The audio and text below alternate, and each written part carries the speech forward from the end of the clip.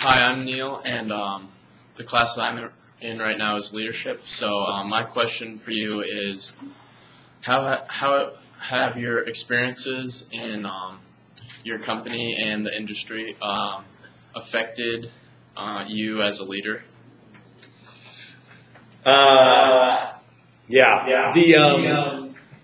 I'll tell you that I think the biggest thing for me is that, especially in this industry, you fail all the time. And I think it creates a different character in you that to lead, that you can't be afraid. If you're going to come in this industry, no matter where you're going to live, is you cannot be afraid of risking. I'm married to an attorney, and she's one of those people that knew exactly what she was going to do since she was 14, go to grad school, get the right paycheck, and that's great, and she had that kind of plan all set up, but she's totally adverse to risk. And so I kind of freak her out a little bit. But it's a good partnership. But from my perspective is that there's a lot of things that won't work before the thing works that really will work, and you can't be afraid. I shot a documentary in Jerusalem about pilgrimage, and the point of it was we took 7 clergy people from all over the U.S., each one from a different denomination. So we had one Lutheran, one Episcopal, one Methodist, one Presbyterian. Took them on this pilgrimage to Jerusalem. None of them had ever been there, and we just kind of filmed their journey in that, trying to figure out if their differences were too great, or would they kind of connect at what grounds them, even though they have vast differences in theology. But to make that possible, I sent out over 5,700, almost 6,000 emails over 3 months to every seminary in America, every Episcopal church in New York, literally down the line. And of those almost 6,000 emails, 7 people applied.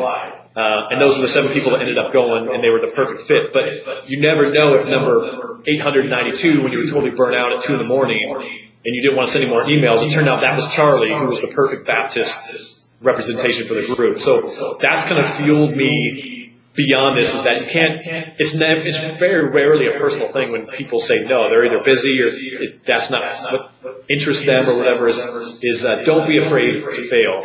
And then the other things, and now I say this to people that we start bringing onto projects, is kind of 3 things. One is exceed expectations. There's so much talk, especially in this business, of, hey, I know this person, or I can do this, or I have these connections, or I've done this, and blah, blah, blah. Is that exceed the expectations that you set. And you need to set them a little lower for the people that you're talking to. They'll always respond when you come on board and you're better than what I had expected. And I learned that from being a PA on set, from volunteering, is that when you are better than what people expected, they'll bring you on. I've had a guy on a short film that I shot in Boston, and he just volunteered, works on a horse farm up in Vermont, and he was so great that literally every film I've ever shot anywhere since then, we've flown him out as part of the team, and he'll be part of the team forever, just because he kind of stepped above and beyond.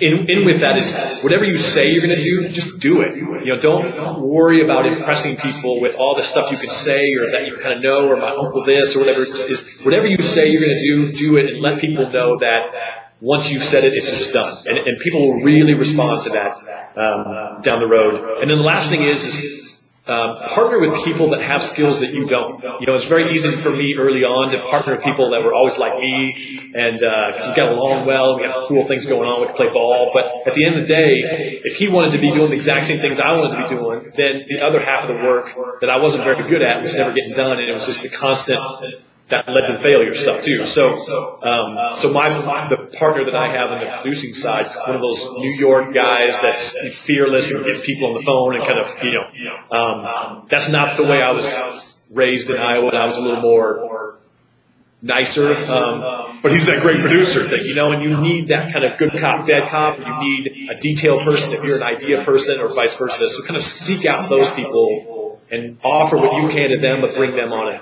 and partner that way. So those are kind of the 3 things that stick out. Thank you. Yeah.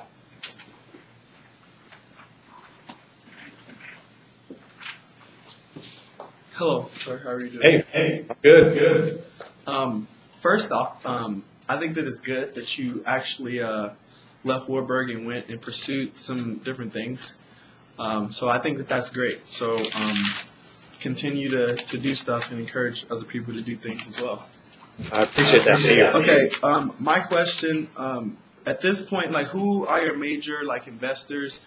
Where is the majority of your support coming from at this point, besides what you already talked about as far as what you have in Dubuque and at Wartburg?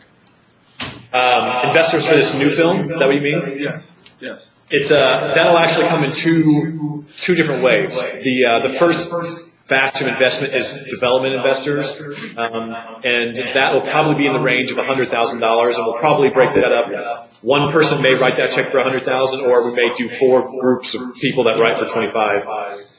But essentially what that money goes towards is it brings on the attorney. You pay for your business plan. You pay somebody to break down the script for a shooting schedule for a full budget. You pay to travel to locations. You pay to have meetings. You pay to build a website. Phone calls, postage, all that kind of stuff. All that stuff like to develop the project.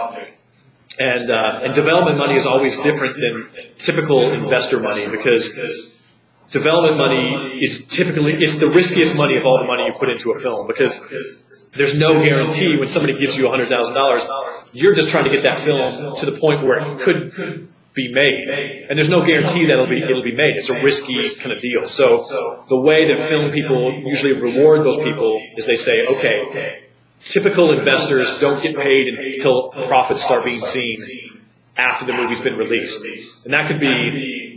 If it takes you 6 months to shoot it, a year to put it together, get it out, I mean, you could, in another 6 months before profits come, you talk about 2 years before you see a profit. So they reward development investors by saying, listen, you get all of your money back on the first day of shooting. So that may be 6 months from now, is our way of saying, thank you for being the biggest risk.